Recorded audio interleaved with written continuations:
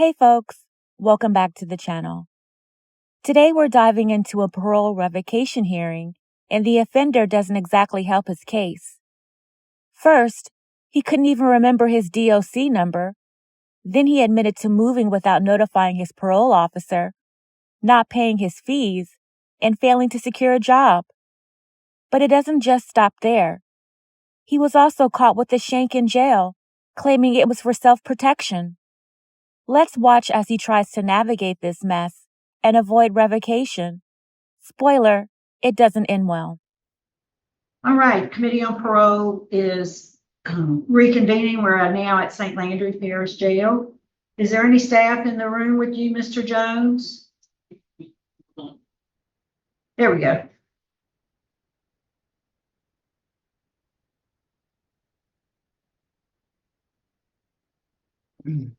Yes, we'd like the officer, please introduce yourself for the record.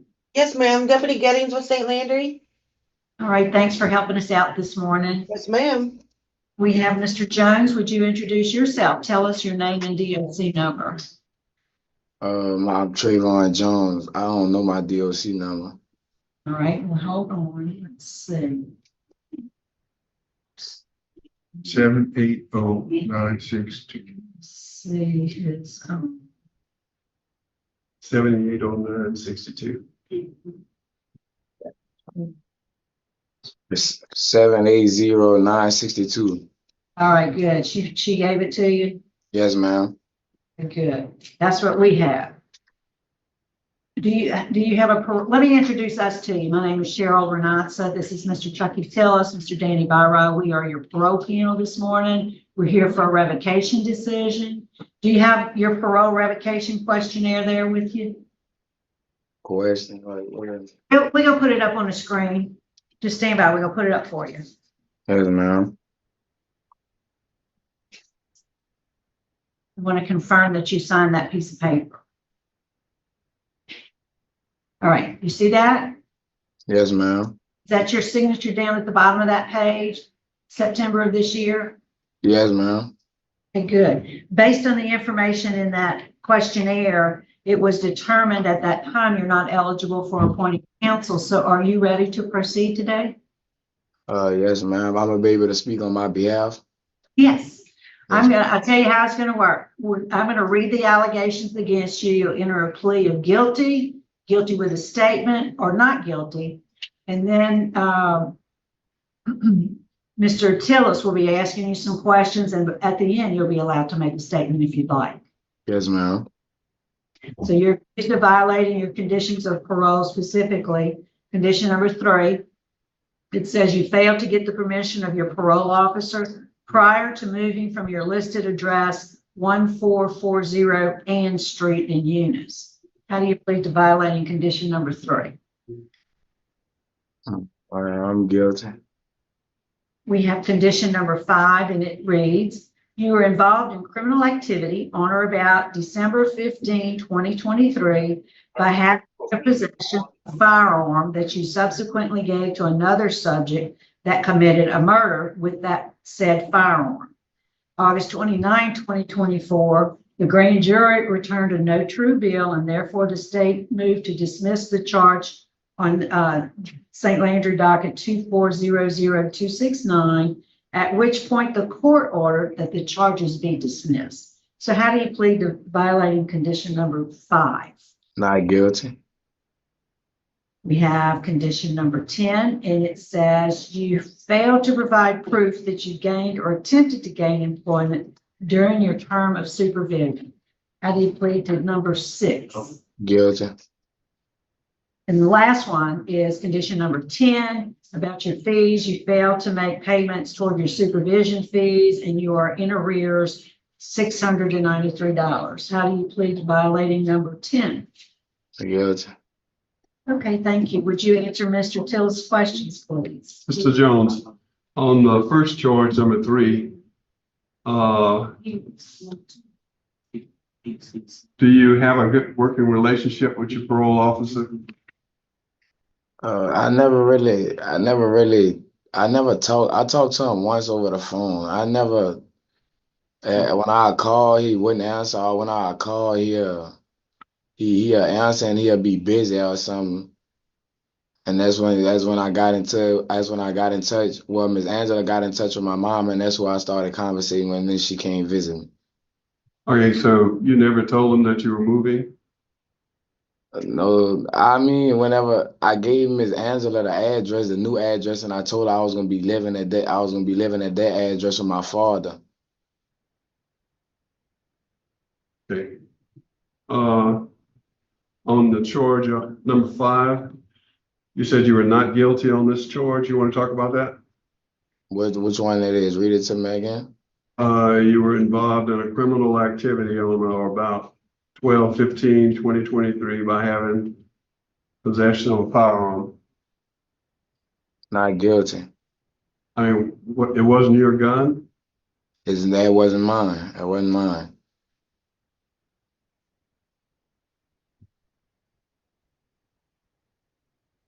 It was not in your possession. Not in my possession.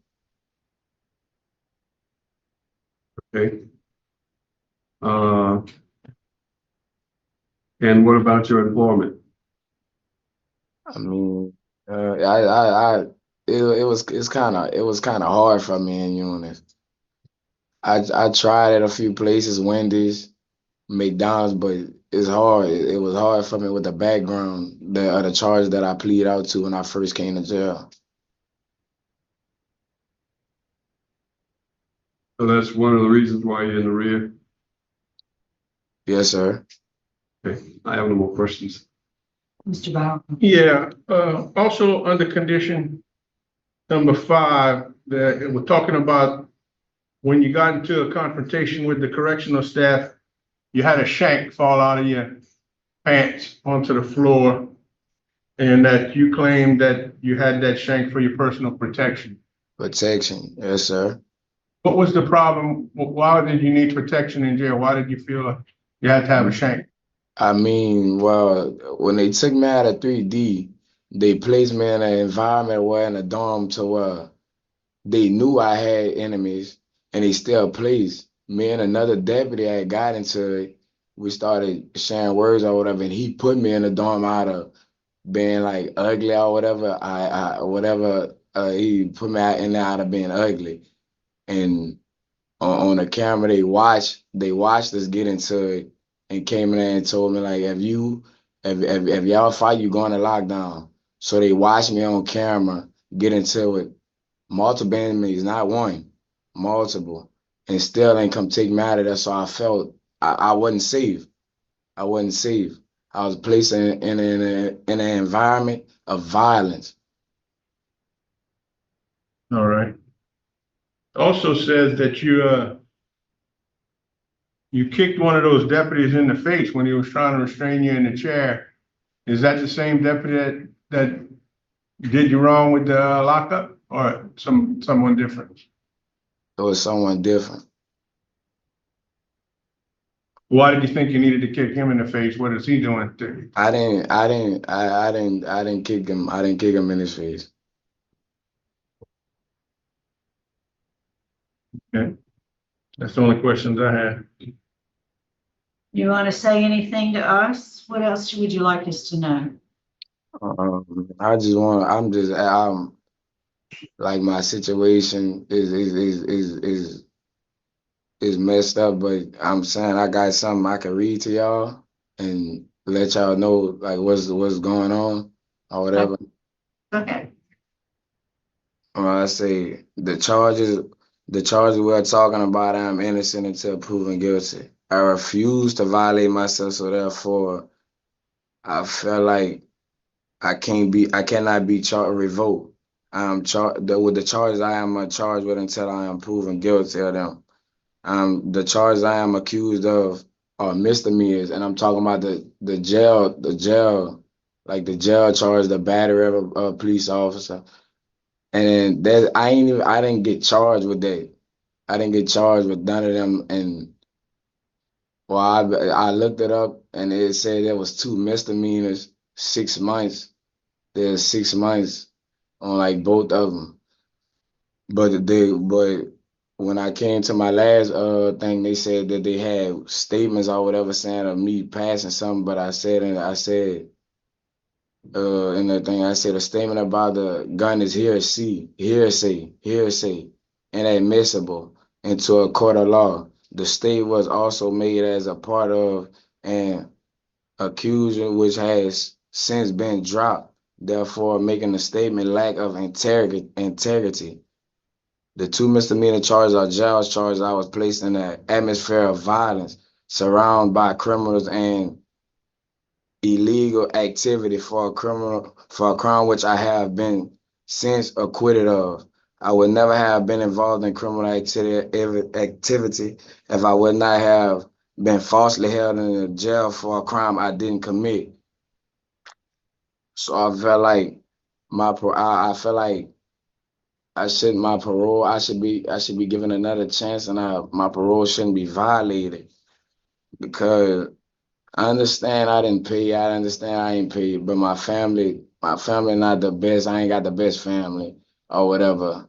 I was just coming home. I ain't know a lot of stuff with my mom. My mom was struggling or whatever. I ain't know what was going on. And then when I got out there, a lot of stuff wasn't expected how I thought it was.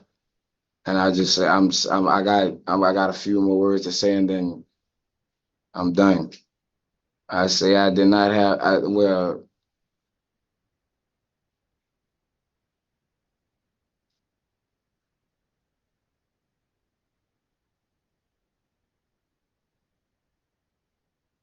And then there's another thing about the two so said battery of an officer and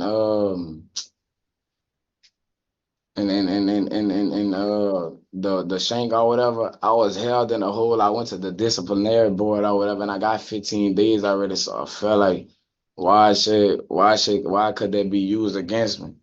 I was punished already and sentenced or whatever.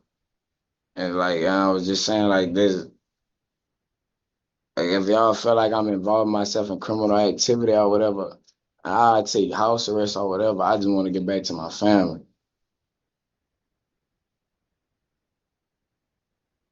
Right? Yes, ma'am. No, you're being held in jail on a parole hold. Yes, ma'am. It's alleged you violated the conditions of your parole. Yes, ma'am. Saying you're being held for something you didn't do.